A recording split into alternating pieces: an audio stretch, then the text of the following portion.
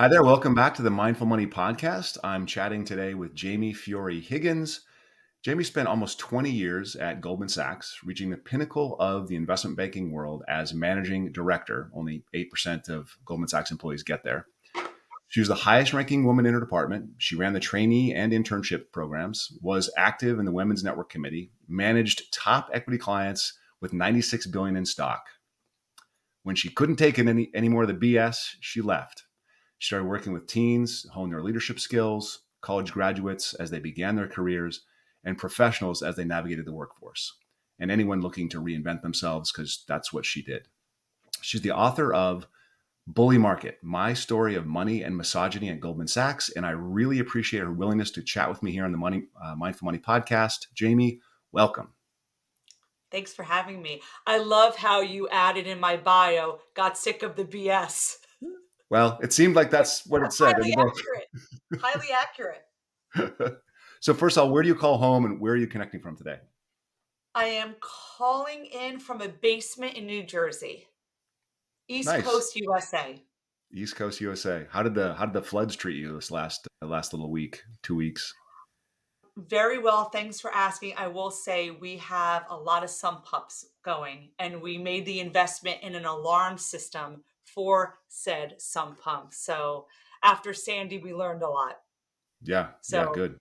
we're doing all right. Thank you for asking. Did you grow up East Coast? Where'd you grow up? I did. I'm really a townie. I actually grew up in this home, funny enough. No kidding. That's Yes. a first So for the the podcast. basement looks Great. a lot better now than when my dad used it for his office. I'm sure. Yeah. So growing up there, what did you learn about money and entrepreneurship? Growing up, Yeah, growing up as a kid. yeah. So I was raised, obviously, well, not obviously, I was raised by my parents and also my grandmother, who was born in 1905 and lived through the Depression. So that really had an impact on how I thought about money. In fact, there was a holiday and each one of my aunts gave me $10, she'd put her hand out and say, you can keep 10% of it and I'm taking the rest. So there was always this view of whatever you have to like protect a lot of it, because living through the depression there was a lot of that. Unfortunately for my dad, my his father, my paternal grandfather, committed suicide when my dad was young, when his business dried up. And so for my dad, there was a lot of scarcity mindset about money and fear about money. And I'm articulating this so well now. It's certainly not what I realized as a youth, but now looking back, I see how so much of my attitudes and relationship with money really comes from those two people. Do you remember any experiences where maybe, so you didn't know your paternal grandfather then? No. So do you have any experiences where you were hearing the stories? And I'm just wondering how your beliefs about money were formed. I know there's the scarcity sort of had an effect. The idea of you got to save had an effect. But when did that sort of coalesce into your beliefs about money? So my dad was young when it happened. He was only 10, and it was a very Yeah. big lifestyle shift for his family. His family had kind of like gotten out of, the kind of tenement houses of like urban New Jersey for the new immigrants, and had gone to a single family home. And then when my grandfather died, they went right back into that. So there was always this message that you never know what's going to happen. Hmm. You're never safe. And it wasn't directly told, but it was just the way he talked about it. In fact, my dad sadly passed away about a year ago, and a month before he passed away, he was in the hospital, and my mother had bought tickets to a local theater for my kids. And my mom had said to me in front of my father at the hospital, Jamie, you're going to have to take the kids because I can't. And my dad said, what are you talking about? She goes, oh, I bought tickets to the local theater. And he said, Angela, we don't have money for that. Oof. And so even though he had accomplished so much, made such good investments. My dad was a financial planner on the side, like, was very, very smart. There was still that fear.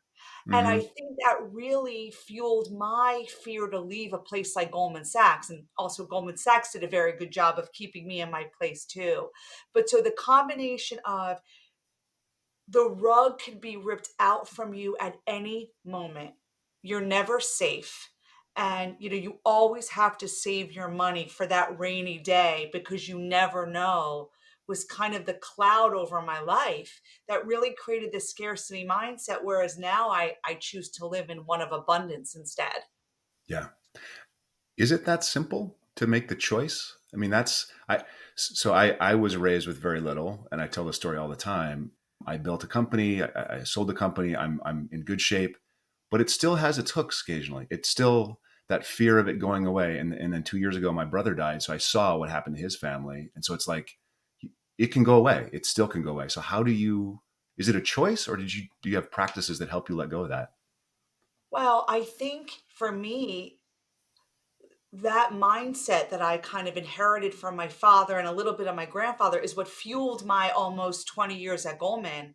And then I started seeing what that cost me, Yeah, right? And so then it kind of seemed in a different way like, okay, great. Yeah, you're making money, you're saving money, but at what cost? yeah, And and so what I realize now is, you could always make money, but you can't make more time. And so I had a warped sense of those two resources, that time was limitless, and money was scarce. You could only make this kind of money at Goldman Sachs. What are you out of your mind leaving a job like this? Blah, blah, blah, blah, blah. And yet it's the opposite. yeah, So, there's plenty of opportunities to make money. So I think I had to like hit rock bottom in my personal life, and that kind of slapped me awake.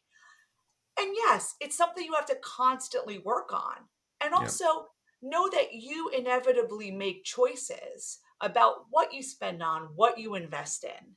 And that's what ultimately I'm teaching my children now, that instead of money driving your car, you're driving the money car.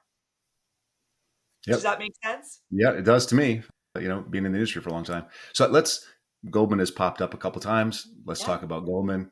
Talk about Goldman. Let's talk about it. So what did your family think before you started interviewing and then Goldman pops into the mix? Like, how did that go inside the household? So it started at the end of my junior year where I took one of those personality tests from my college. And I had always wanted to be a therapist, a social worker. And that's because I had a lot of health issues in my life, a lot of surgeries. I had very severe scoliosis. I was in hospitals constantly, poked, prodded, scanned.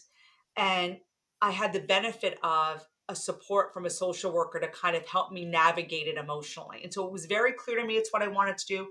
The test from the school, the personality test said this is what you should do. And did not go over well in my household. And the view was, your job is to get the best paying job in the most lucrative industry. The message from my family was every generation must do better. So Hmm. my dad grew up in a tenement house. My mom didn't even grow up with plumbing. And through education and hard work, they pulled themselves up. And now it's like, well, what are you going to do? What is your next generation going to do? And at the time, I'm the youngest of three. My brother and sister are 10 and 9 years older than I am. They were professionals in their own right. One was a lawyer, one was a pharmacist. And so, you know, they basically said no. Like my mom said, you know what? Get a job, make money, and then you could do something like that later on in your life. Did they So, did they know what Goldman paid? Did you have a sense what Goldman paid? no, no, no, no, no. And they No. didn't even say Wall Street. They said, you need to make money. And so in Okay. 1997, if you wanted to make money, you worked on Wall Street. And then from what I heard, if you wanted to work on Wall Street, you work at Goldman Sachs. I didn't even know what Goldman Sachs was. Hmm. In fact, I went to an event sponsored by them. I thought they were a law firm until like 3 quarters in. And I was just so enamored with the people there and the women. They were so well spoken. I said, I got to work at Goldman Sachs. And if there's one thing that's my character flaw, is I love proving people wrong about me. And I Mm, remember some people had said, "Oh, a liberal arts major from a women's college, you don't have a chance of getting a job at Goldman." And I said, "Oh, now I got to do it because now I you got to told do me I it. Yeah, couldn't." exactly. So, so I made it my mission to work at Goldman Sachs. I just promised my parents a good paying job. We had no idea, no Hmm. idea. I had 40 interviews to get the job, 40. And I mention that, well, because a lot of people think it sounds ridiculous, which it kind of is. But for me, I had gotten several job offers that year, and that's not because I was so amazing. It was because it was 1997, 1998, and the job market was booming. Yeah. And so I remarked, wow, I got job offers from this company, from that company with only 5 or 6 interviews. Goldman must be really special because how that's how particular they are about their people, right? It kind of Right. gives you this illusion instead of giving this illusion of like, oh my God, they're like, what do you need to do to prove yourself worthy of this place? It was like, no, they're so exclusive. And so I got the job, and my parents were so proud on, and my parents were not ones to brag, but I remember him talking to one of my uncles who was like a successful businessman and was like, Jamie got a job as an analyst at Goldman Sachs. Can you believe it? And I was just so proud that I was making them so proud that, me kind of mourning the fact that I couldn't go and pursue the degree I wanted was just trumped by the pride they had for me. Because even back then, everyone knows Goldman today, but back then you really didn't. You Right. really didn't. It So was. yeah, It was. I that's mean, how I ended up there. And I had no idea what the money was. I just knew like the beginning offer was very good, but I had no idea what people made there. yeah, yeah. What was? I'm curious. How this sounds like. They picked me. I can see like, oh, they picked me through this whole interview process, and my family's so proud, and I'm just going to go in. It's kind of a honeymoon. So how long does that honeymoon phase last until your first sort of experience? Like, wow, this is really not what I thought it was. Well, funny enough, it didn't take long. In fact, one of my last interviews, I was a math major at Bryn Mawr, and one of my last interviews, they asked me to do the Monty Hall problem. Monty Hall, the game show problem. And I had written that proof for my senior seminar, and I told them the answer. They told me I was wrong. It was my first taste of gaslighting at Goldman Sachs. And it was so awkward because they were like, "No, you're wrong." And I said, "Well, with all due respect, I'm right with this answer." And so they sent me home. The woman who was shepherding me through the interviews told me I was so disrespectful to disagree with professionals at Goldman Sachs. Like, clearly they're right, clearly I'm wrong. I got home hysterical. I went to the library. I got a book on the math proof. I like wrote up the proof. I faxed it to my math professor that day. I went to TJ Maxx. I bought myself a new suit because I only had one suit and I was going in the next day. And the next day, I got there at 6 a.m. and I put the math proof on every desk of the people who said I was wrong. And they never said anything to me, but I got the job the next day. And my grandmother said to me, "Why would you want to work there? Like, they were terrible to you." And I said, "But grandma, like it's what everybody wants." And Yeah. I'll never forget, she said to me, I said, It's this job offer. I'm making so much money." And she said, "I know it's a lot of money, Jamie, but what's it going to cost you?" And that was Oh, kind of like I mean, I still got chills when I think about it, the foreboding comment, because sadly she passed away. She was in her 90s. She passed away only like not even a year into my career at Goldman. So really then I knew. But it was this combination of making my parents proud, proving those people wrong, that even despite that, I was like all in. wow. So what were your peers like at the outset? I mean, how many people were in your when you're for the class that started that same year? How many people were there and what were they like? 150, Okay. 150. I was only in one division of many divisions. Hmm. And I'm not going to suggest that I was the only person who came in without connections, but it became very clear very soon that many of them were must hires. And must Right. hires meant daughter and son of a partner or managing director, daughter and son of a client. So, that first week, I was meeting up with the two new analysts in my area. We were having coffee, and one of my new colleagues almost choked on her coffee when she heard I had 40 interviews because she only had 5. Oh, And so there was that, and then it was also, I came, from New Jersey. I had my suit from TJ Maxx, my shoes from DSW, and these kids were, wearing their tailored suits and their high-end shoes, and they were in parent-funded apartments in the city. I was commuting 2 hours on New Jersey Transit from New Jersey. So again, I'm not going to say it was the only one like that, but we definitely felt the minority. And it kind of made me very much feel like an outsider because not only did I not like look the part, but there was almost this like language of affluence they spoke, that they could yep. interact with the senior people because they knew about the Broadway shows and they knew about the best clubs and the nicest restaurants. And I just didn't grow up in that world. I mean, we went to Outback Steakhouse on Route 22 in New Jersey. I mean, and we mostly cooked at home. So it definitely made me feel like an outsider. And it happened to me again when, a lot of these people, again, because they were grown up in this affluence, a lot of them had managed their own accounts since they were 12. So they They knew were about money. paid in They knew money. They knew money. Yeah. And, I'll never forget one of the guys said, "Oh, Jamie, you don't know a stock from a rock. You'll never make it here."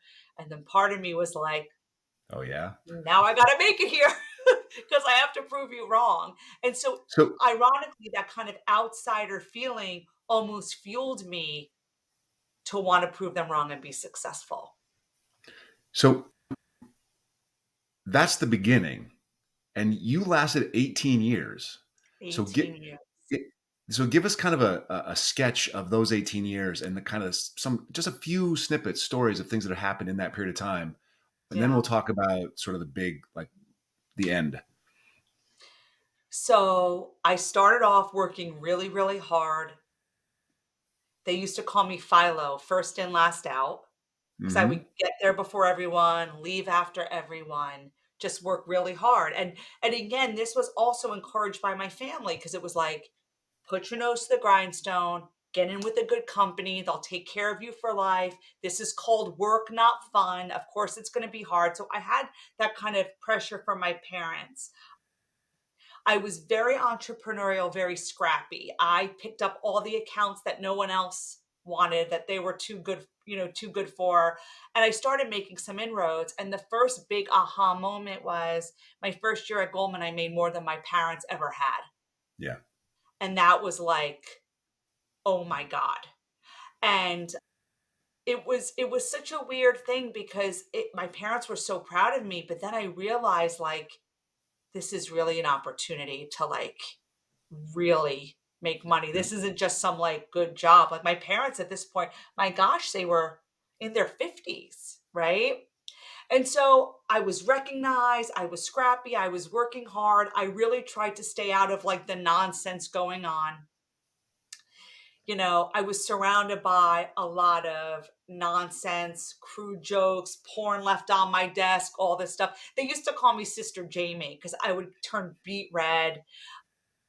And in fact, they actually turned my women's college experience on its head because when I would react and say, like, this is really gross and inappropriate, they'd be like, this is how Wall Street rolls. You've been brainwashed at that crazy women's college. This is the real world, Jamie. So part of me believed it because I did go to this very, feminist college. So anyway, I was recognized, I was promoted, and that's when there really started being a shift because I realized I did well at first because I have a really good head for numbers.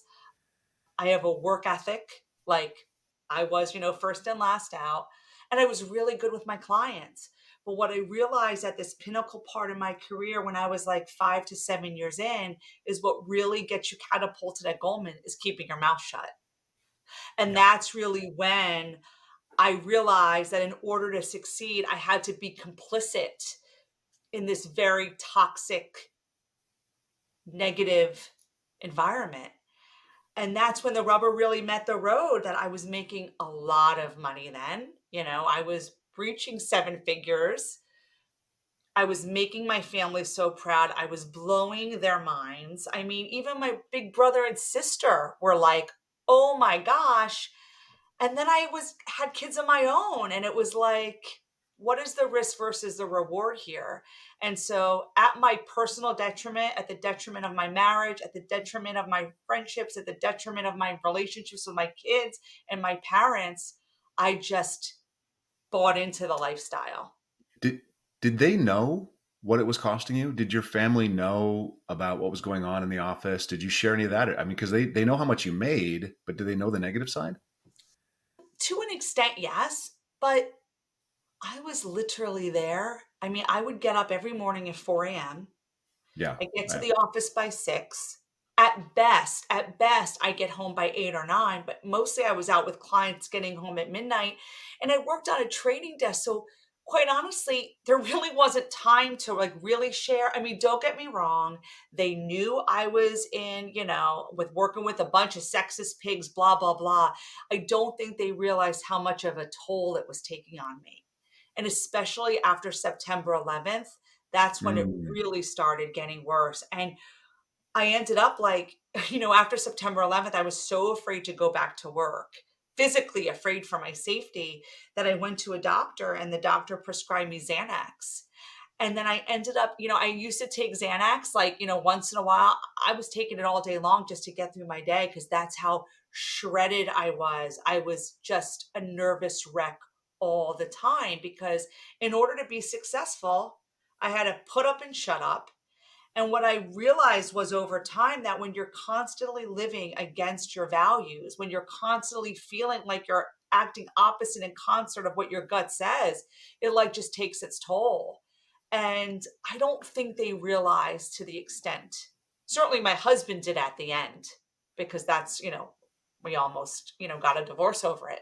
But I don't think my parents really knew. And again, this was like such security for my entire yeah. family to be able to make this money.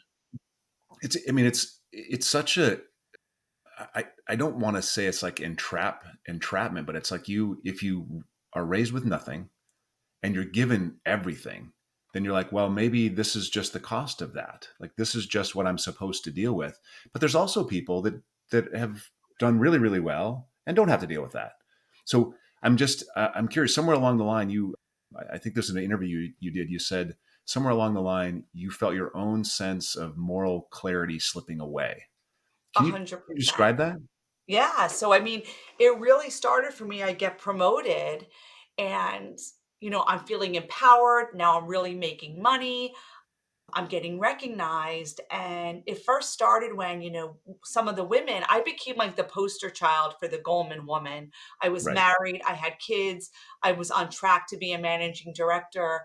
And so they would confide in me and stuff that was happening.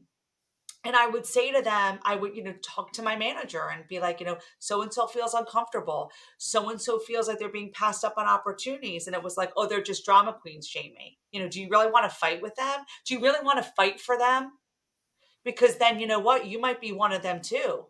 You know, I'll never forget like going to bat for this one woman and it was, That was overt. That was stated. You don't want to fight for them because you'll have yeah. to fight for your own position too. Yeah, it's like, why are you helping Wow. them? You need to help out yourself, number 1. Right. And then Right. one time I made a really big stink, and it was like, "Okay, well, if you wanna get her paid, I can just take it out of your bonus. I'll just transfer the money right over." And then I actually, as a new manager, I had a whole new team working for me, and again, I was so excited, I was getting promoted, and now a bunch of men were working for me, most of them older than I was, and one of the guys working for me, it was a whole mess of a thing, but basically he was having an affair with one of our clients, which is, as you can imagine, completely inappropriate. I heard about it, I raised it. This guy was protected. I always joke that he had something better than a 4.0 from Harvard. He was a scratch golfer. And he got all the Goldman bigwigs on all the golf courses across the country and in Europe. So my partner said to me, the guy I worked for, listen, we're not getting rid of the guy, but just take him off the account, move accounts. This was a very big account he covered. So at the end of the day on a Friday, I pulled him aside to tell him. Now, I was very diplomatic about it. Instead of just swapping his client, I moved everyone's accounts because I didn't want him to feel like he was being signaled. Pulled him out into an office on a Friday afternoon because you always send tough messages on a Friday afternoon. Yep. And I told him that his accounts were moving. It's like he snapped and he just lunged at me, threw the account coverage, threw it at my face, crumbled up in a ball, threw it at my face, pinned me against the wall, grabbed me by my throat, told me he was going to rip my bleeping face off. I couldn't believe it. It was just like, I felt like being one of those like hostage situations of like a movie that you see. And so I like try to calm him down. I said, "Oh, well, we can talk about this. There's no need to get so upset, whatever." He let go of me, ran out the door. And so I had the weekend to kind of talk to my husband about it, talk about things. I walked in Monday morning and I told my partner about it. And he said, I am not getting rid of him. And you can go to HR and make a complaint, but I am not getting rid of him and he's going to remain working for you. So imagine how hard it will be to manage him after he knows you went to HR. So guess what? I didn't do anything. And so all those actions over time, constantly doing the wrong thing. I mean, I have a laundry list of things that I did. It just continued to eat away at who I was to the point where I couldn't even look at myself in the mirror anymore. And I felt like the only valuable thing about me was my ability to bring in money. That was the only thing I offered this world. Well, I'd And say that's the only thing you offered Goldman, but the world thinks differently. I mean, I just want to. correct, but Yeah. but but that's the rub too. Goldman, so remember I talk about the pressure I felt from my family, right? Yeah. Yeah. But it's Goldman too. I mean, from that first day, you mentioned earlier, you've probably felt lucky. I felt like Charlie Bucket. I felt like I had just gotten the golden ticket to the chocolate factory. Yep. And from the first day, they said getting a job at Goldman Sachs is harder than getting into Harvard. Hmm. So thank your lucky stars you did something right. And Goldman constantly says, "You're nothing without us. You're nothing without our name. You're nothing without our money." In fact, even when people left Goldman to go to better things, they were berated on the way out. "You're out of your mind leaving us. You'll never be successful anywhere else." So I really did think that my only path to success financially was through Goldman. I believe their lies. I mean, it was like this big Jedi mind F. And I I, had it from coming at both sides. So in some ways, I was like the perfect person to fall for this crazy world. I love the pop reference. That's awesome. So Goldman, obviously, or perhaps obviously, when they read your book, they basically came out and said we disagree with everything that she says. I'm curious if any of your colleagues have come out since and said, yeah, that was kind of how it was. You're right. We were bad. Anyone say, you know what? I'm sorry. I was part of it. It was ugly. Right. Have you gotten corroboration or have you gotten some kind of a catharsis out of it all? Absolutely. So I've heard from women, the ones I didn't go to bat for, who have kind of said, "I'm happy for you, but remember you didn't help me." And I own it because I kept my mouth shut to save my own hide. It's just true. I've heard from women who have said, "Oh my gosh, like you have allowed me to see my career in a whole new context. I always thought it was me. It was Mm, really it was really them. It was really the structure they set up." yep. I've heard from men who have said, "I'm so sorry I didn't look up enough and say knock it off." Like I realize now my silence made me complicit in the whole thing. And and I've heard from a lot of my clients. I've heard a lot from my clients. I joke that Goldman was almost this dysfunctional neighborhood. Like we were in a neighborhood and we were the dysfunctional family, but the house looked great, right? Mhm. The lawn was manicured, everything looked clean. And I always joke that my clients are like my neighbor's kids. And, and so literally so many of my clients reach out and be like, I had a sense something was off. I had a sense things weren't what they seemed, but you always made it sound like things were great, you know? And they were like, I'm so sorry you had to go through this. And, you really kept a tough upper lip. But there was always part of me that thought maybe Goldman wasn't as shiny as they made it out to be. Because at Goldman, there's a shroud of silence there. Yep, It's for like you sure. protect the firm, you Yep. keep quiet, and you make it seem like it's one way even though it's so different inside. You, And I you, really bought into that silence. it's not, and I'm sure. So I was never part of Goldman, and I was never in New York doing this, but I started off at Morgan in San Francisco in also 1997, 1996, 1997, in the late 90s. We didn't have anywhere near the prestige of Goldman. We didn't make anywhere near the same kind of money that someone at Goldman made, but everything you said rings completely and totally true to me. Like, it all happened here. It was, they told you couldn't do it without us. It took me I was at 7 different firms in 5 years before I finally set up my own practice. And they Mm. tell you can't do it alone. You can't do it without us. You need our name. You're nothing. It's constantly, you're berated with this. And while next to you in the cubicle, people are having sex, or being horrible to their assistants, or right, while all the management, all the executives are men, and all the assistants are women. And that's just the structure of, I think, not just Goldman, but Wall Street. Uh, and 100%. I don't think it's changed much. I mean, a little bit, maybe on the margin, 5%, right? Um, Tell us about your spreadsheet of freedom. And Oh, finally, I think you kind of told us the finally speaking out, but tell us about that spreadsheet of freedom. yeah. So I love to say that my epiphany came like organically, that I realized this place wasn't for me. It's really because my husband caught me cheating and said, Mm, "You don't knock this crap off, I'm out of here." And so, what I realized in retrospect was living constantly against your values takes its toll. So I ended mhm. up taking Xanax like Tic Tacs. I ended up drinking too much. I ended up going out too much. And enter this guy I worked with, more senior than I. I mean, it's such a cliche, but like, I had 3 kids at home. My husband was stressed because he was doing the majority of the child rearing. I was resentful that I wasn't seeing the kids. He was resentful. And here's this guy who would, mentor me, take me out to drinks and tell me how wonderful I was. And it was like I was ripe for the picking. And so I'd like to say that I figured it out on my own, but at the prospect of losing the real stuff that's important, my husband, my relationship with my children, I said, I got to get out of here. But Goldman was like an addiction. Yeah. And even though I was never frivolous with my money, right? I knew better than that. I was raised by a woman who lived through the Depression.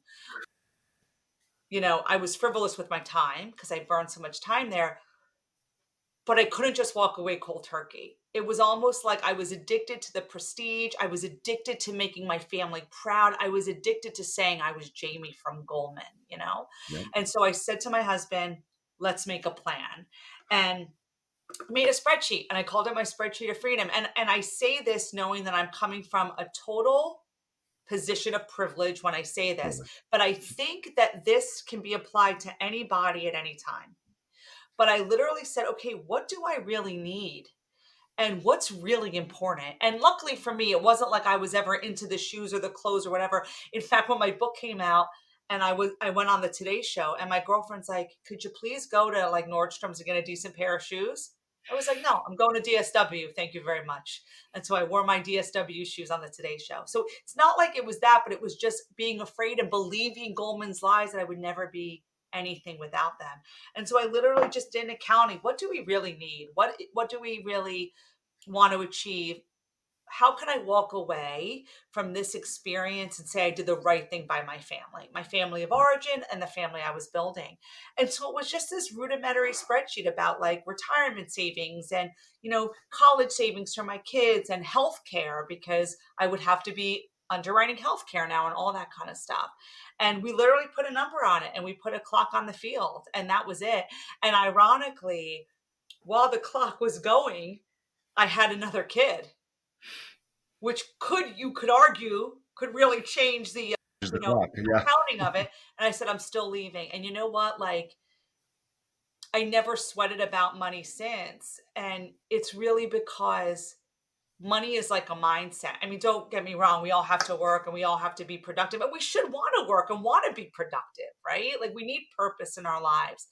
But I realize now that it's like you can make money anywhere. No, not Goldman money, not Goldman money, but I don't need Goldman money, you know? And so even with my clients who feel like they're in a job they don't want, it's like, well, let's really break this down. Let's take the emotion out of it and just take like the bottom line. Like, can you afford to leave? Let's do the accounting. And a lot Yeah. of times I think people create in their mind more things that are really happening in reality. And something as rudimentary as a spreadsheet to really put down what you've accomplished and what you want to accomplish. Really, ironically, a spreadsheet, which you would think is kind of limiting in its calculus, is actually freeing because you Totally. see what the opportunities really are and you see how your mindset can be warped sometimes. Yeah. This is I have a boot camp the whole point of the boot camp is to figure out you're enough. Like, what is enough? And then What is once you know what enough? that is, why worry about anything else? Just enough. That's all you need is enough. You don't need more. You need enough. Like, You need enough. You need that's it. enough because guess what? It's like that opens you up to, like, all these other possibilities, and it takes money it takes the idea of money as being, like, something you have to toil for, to be like, there's a lot of opportunities to be successful and make money. Totally. Yeah. I'm curious. Have you ever, you've gone through this sort of massive two, like going there and then leaving there, two really massive personal transitions. I'm wondering if people, young women in college, reach out to you, since the book has been published and say, I'm really thinking about joining a Wall Street firm. What do you think? And then if they do, what do you tell them? So, that actually happened, in fact, I did a talk at Columbia University about a year ago, and then over winter break, one of those students called me and said, I'm working at Goldman. I'm starting in July, and I just read your book, and I don't want to go.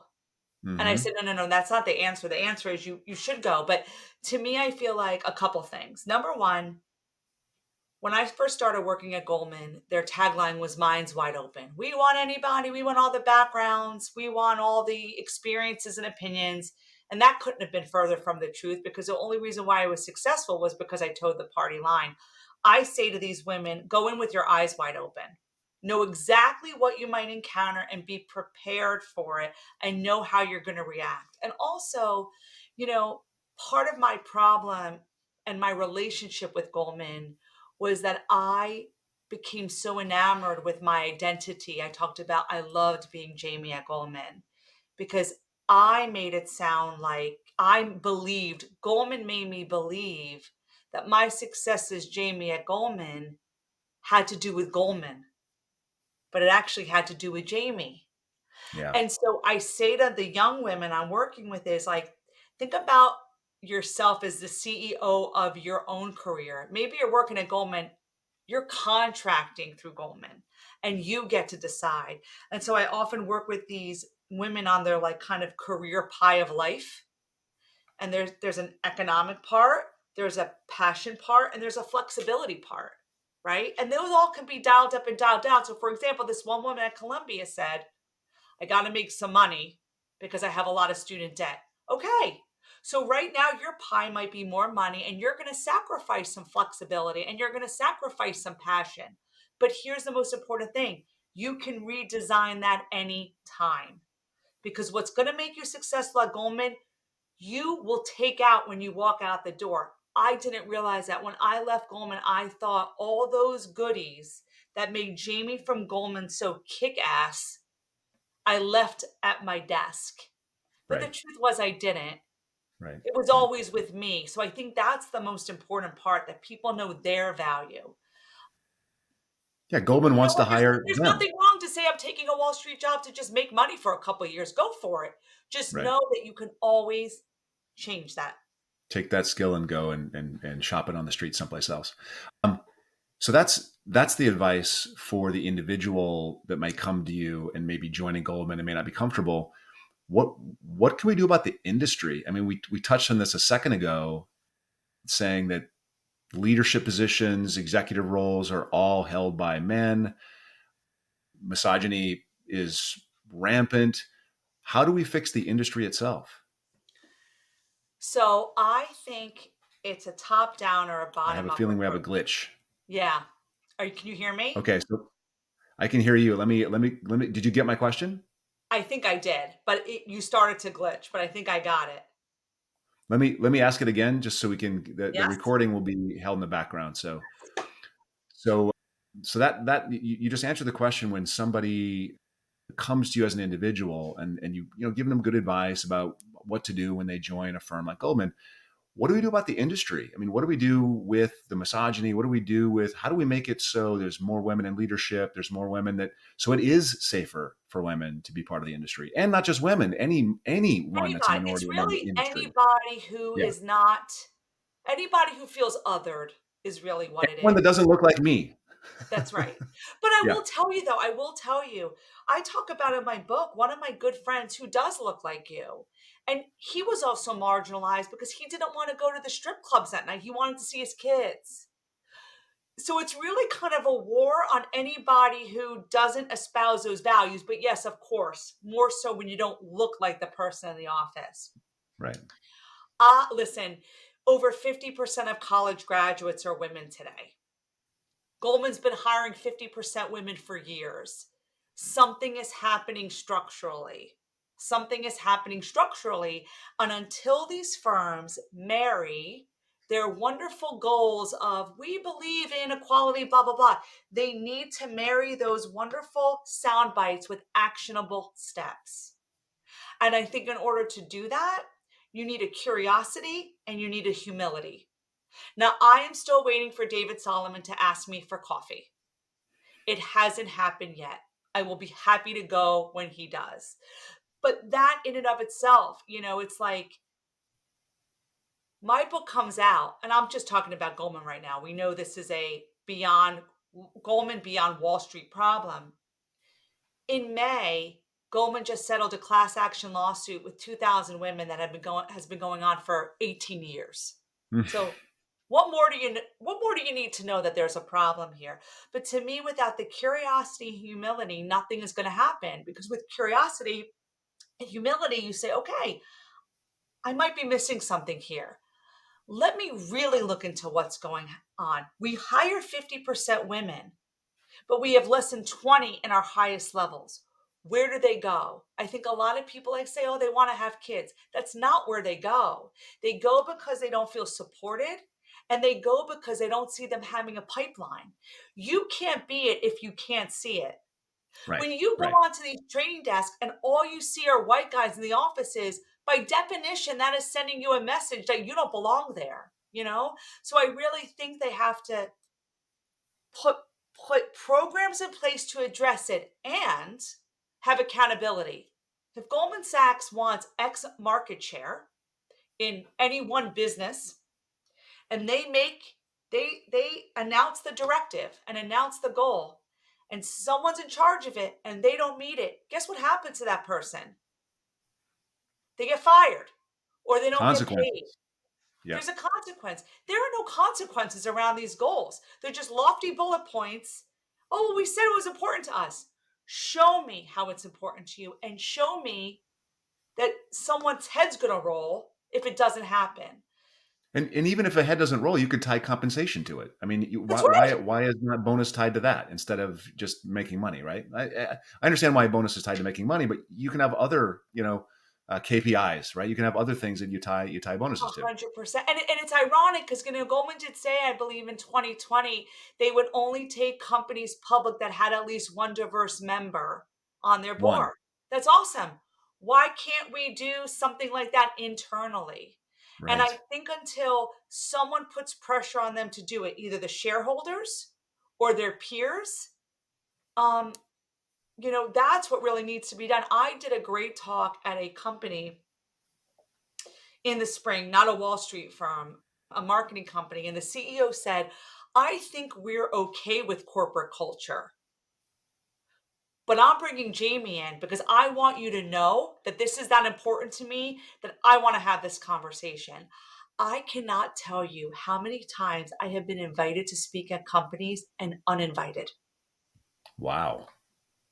because they're afraid of Goldman or they're afraid that they're going to piss off their clients. So it's like this happens to so many people, but yet people are so afraid to talk about it. And if we can't have hard conversations, how can we even think about solving it?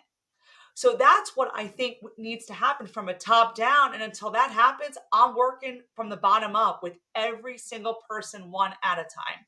One at a time. Yeah, I think that's for the time being, at least. It looks like that's the limitation. So there's no doubt, Wall Street, Goldman specifically, can be very, very, very lucrative to an individual starting off, make a huge, as it did for you, a huge financial difference for an entire family. So let's just pretend for a second you're on a plane, you're on a cross country trip. There's a woman who sits next to you. Oh, you're Jamie. Oh, you wrote this book. Great. That's all this. You tell the story. She hears it. She's just taken a job as an analyst at Goldman or any of the larger, venture firms or big, bank firms. What is one thing that you would suggest that she focus on that would help her succeed personally and professionally? And then what is one thing that she may be thinking about that you would tell her to stop thinking about? Listen, professionally, it's hard work. There's nothing wrong being, Philo, being the first and last out, right? Like, you know, over deliver, work hard, like, become a master at what your business is. That's the professional. For the personal side, get support outside the organization. My biggest thing was I had a mentor at Goldman. We don't need internal mentors. We need internal sponsors. We need internal sponsors who are going to make connections, open doors, make introductions. We need external mentors that you can really talk to and break apart situations. If I had an external mentor who could help me see what was going on and what wasn't through kind of clearer eyes, I had my little like Goldman rose colored glasses. So work hard, be a subject matter expert professionally, personally, have that mentor. One thing I would say, it is not your business what anyone else thinks about you in terms of the one thing to stop. Like Mm-hmm. you have to do it your way, right? Like so I feel like the best way to make inroads anywhere is to bring your unique skill set. I think it's very easy to become a lemming at these big organizations, to kind of soften your edges so you assimilate. My advice is look at those differences as almost a way to continue to differentiate yourself. Obviously, you're in an organization. There are some things you kind of have to do in terms of general professionalism. But, I wish someone had said to me, Jamie, the fact that you were a math major and not an econ major from Penn, that's a super skill. I used to think it was something to be embarrassed of. So to me, it's kind of turning on the head how you're different and using that to exploit rather than hide. So tell us what you're working on right now. So now I love kind of having conversations like this. So I wrote the book. I really never thought I'd write a book about it. It just kind of happened. I really wrote it for myself initially, and then it kind of became so much more. But tying into what I said earlier about how people are so afraid to talk about it, like it makes me want to scream it from the rooftops even more. So, any opportunity to talk about these conversations, I'm doing a workshop this fall for women in the workplace. I am an executive coach that works with individuals one on one, mostly women, some men. So for me, it's kind of any opportunity to have these tough conversations either in groups or one on one to help people navigate these very difficult situations. I'm all up for. So whether it be through speaking, through sitting on awesome podcasts like this, through my executive coaching, all with the North Star of helping workplaces be more equitable. And like I said, Haven't been invited by Goldman yet, but working with individuals and working with small groups, we all have our place in improving workplaces. We have to learn to advocate for ourselves better. But we also, as one guy said to me, Jamie, I don't look up enough. I Yep. don't say knock it off enough. That Yep. kind of, the curiosity I'm talking about that I love the C suite to have. I think we all need to have it a little more. Are we paying attention to who's speaking up in a meeting and who's not? And being curious about it and asking why, and stop minding your own business, right? Right. Look Right. up a little bit more and Look it up. see things in a different way. I feel like we're so myopic sometimes. And so I feel like working with my clients, I help them, but then by helping them, they're also helping others because they're just For getting more sure. aware. So just before we wrap, we talk about all the stuff and I'd like to come back to the personal here at the end. So what was the last thing you changed your mind about? My last thing, oh my God, I change my mind all the time. That's a great sign, by the way. I know, like I change my mind constantly. What's the last thing I changed my mind about? I want to say the last thing I changed my mind about is I would say stopping drinking. I changed my mind on alcohol consumption recently. Meaning you were drinking and then you stopped, or you Yeah, had stopped and you started again? yeah, I stopped. I You made stopped. I recently changed my opinion on drinking. Yes. Yeah. Yes. Yes. Not Because I not have just reduction. no, I stopped. I'm stopping drinking. And for a couple reasons. I guess for me what I'm getting more a lot of times now when I'm changing my mind, and I think this kind of applies to a lot of times, I am filtering through what serves me and my family a lot Yep. more. And so I change my mind a lot based on the question of how is this serving me and the people I love? Yep. And so most That's a great recently, I point. decided alcohol consumption isn't serving me anymore. I don't metabolize it well. I end up becoming cranky the next day, which doesn't serve me with all the things I want to do and how I want to be as a spouse, as a daughter, as a parent. But I would Was that say in general, I'm using that filter. A, I actually bought myself what's it called? Like a colander, a little sifter. I have it on my wall to say, if I filter this through, how is this serving me and the people I love?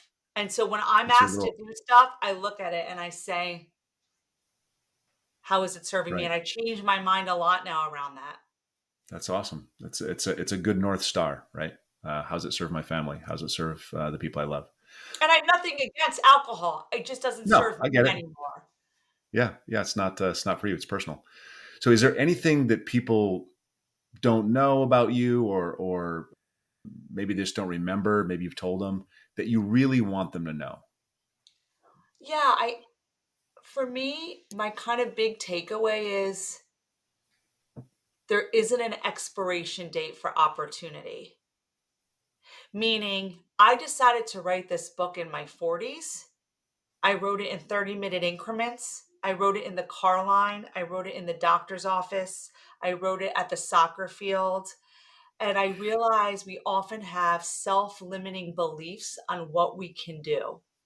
Yep. And, who am I? A math major. I don't have an MFA. I was an English major. A lot of people would say I have no business writing a book. But I realize so much of what we limit ourselves in is our own head. So to Yep. me, it's like for the people out there who maybe are over 40, like don't limit yourself. There's always an opportunity to change and grow. You are not too old. You are not too old. What is the car line? Oh, like when you pick up your kids. Oh, Like okay. At when you school. sit. At school. So I used to get to the car line at the elementary school Got it. early. My infant would fall asleep in the back and I write my book. Yeah. Okay. You And know, but and so just it's like it's never too late. It's never too late to try something new, and don't let anyone tell you you have no business to do it. Like I'm proof positive that that's the yeah. case. Absolutely. Absolutely. I love it. The only just one last comment. When you're at the soccer field, though, you have to be watching the kids play. You have to watch them play. Like maybe halftime, you write your book. Maybe when they're warming up, you write your book. But while Well, they're and I'm playing, you got not to gonna watch. lie, like, when my son was playing baseball, if he wasn't in the field and not at bat, I would write. Okay, that's fair. That's fair. Not playing, that's fair. Yeah, yeah, Jamie, I want to say thanks so much for coming on. I'm going to make sure all this stuff is in the show notes. I don't think I have a link to the workshop that you're putting on. Send me a link and I'll I make sure will. we include that in the show notes. I But this has will. been great. I appreciate it, Jamie. It's been awesome. I really appreciate your time. Thank you.